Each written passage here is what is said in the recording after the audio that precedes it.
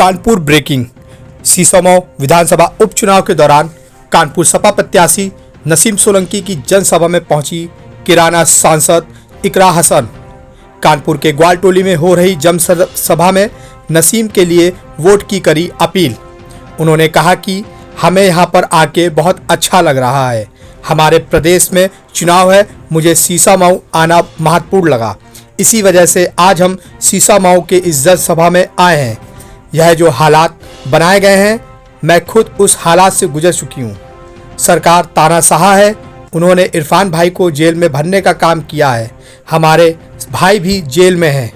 लोकतंत्र को ख़त्म करने की यह सरकार सोच रही है।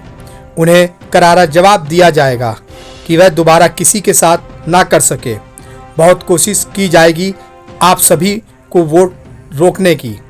36 बिरादरी के मुस्लिम और अन्य हिंदू ऐसी कैटेगरी के लोग भी हमारे साथ हैं और हमारे भाभी नसीम को वोट भी करेंगे। आइए चलें देखें कि आखिर और कुछ क्या कहा वहां पर मौजूद नसीम सोलंकी की जनसभा में किराना सांसद इकरा हसन ने। इस जनसभा में और साथ ही हजारों की तादाद में भीड़ भी मौजूद रही। इतनी बड़ी तादाद में मेरे सभी बड़े बुजुर्ग भाई, मेरी माएं बहनें, आप सभी को अस्सलाम वालेकुम, नमस्कार। मैं मंच पर हमारी समाजवादी पार्टी के तमाम नेतागण, सम्मानित कार्यकर्ताओं, सभी का अभिवादन करती हूँ। और सबसे ज्यादा मैं अपनी भाभी नसीम सोलंकी जी के लिए, उनकी हौसला अफजाई के लिए यहाँ पर आई हूँ।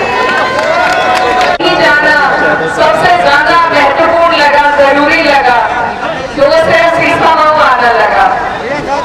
क्योंकि जो यहाँ पर हो रहा है, जो हालात यहाँ पर बनाए गए हैं, इन्हीं हालातों से 2 साल पहले मैं खुद गुजर चुकी हूँ।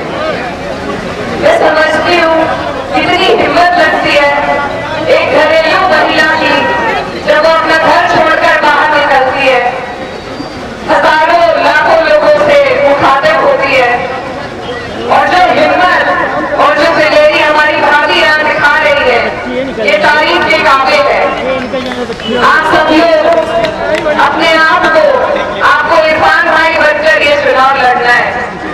क्योंकि ये जो सरकार है, ये तानाशाह सरकार, ये चुन कर इसी तरीके से चुने हुए जनप्रतिनिधियों पर भी, चाहे आजम खान साहब हो, चाहे इरफान भाई हो, चाहे नाहिद भाई हो, झूठे मुकदमे लगा कर हमारे लोगों को जेल में भरने का काम कर रही है। ये जो सीट है, यहाँ पर उपचुनाव नहीं होना चाहिए था। ये जबरदस्ती आपसे आपकी जीती हुई सीट को छीनना चाह रहे हैं। और ऐसी सरकार जो इस तरीके से अलग अलग जगहों पर लोकतंत्र को खत्म कर रही है, करारा जवाब दीजिए, इतने वोट दीजिए कि आगे वो कहीं किसी के साथ इस तरीके से ना कर पाए जैसा उन्होंने इस परिवार के साथ और मेरे परिवार के साथ किया है। तो ये जो चुनाव है, मुझे ऐसा महसूस हो रहा है जैसे मेरा खुद का जाती चुनाव हो। और इसमें इस चुनाव में हमें इतनी संजीदगी से काम लेना है क्योंकि ये उपचुनाव है, सत्ता पक्ष से हमारा चुनाव है। बहुत सी कोशिश की जाएगी आपके वोटों को रोकने की, लेकिन आपको घबराना नहीं है, कतराना नहीं है।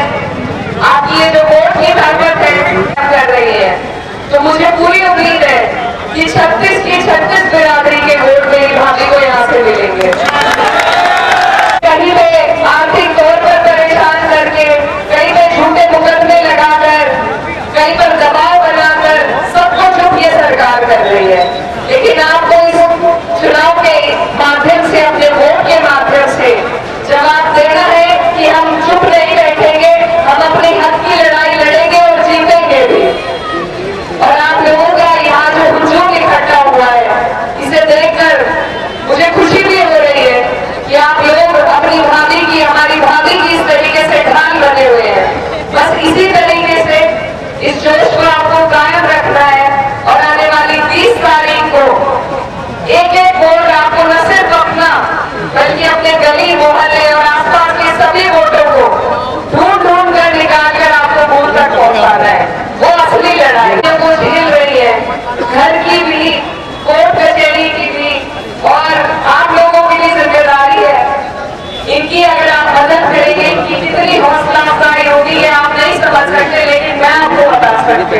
जब मेरे भाई जेल में थे और कहलाने वालों ने मेरे कहने पर, मैं अकेली थी, मेरे कहने पर जब उन्होंने मेरे भाई को बैठे बैठे जेल से जिताया, तो आज मैं यहाँ खड़े होने का कॉन्फिडेंस जो आया ये वहीं से आया है।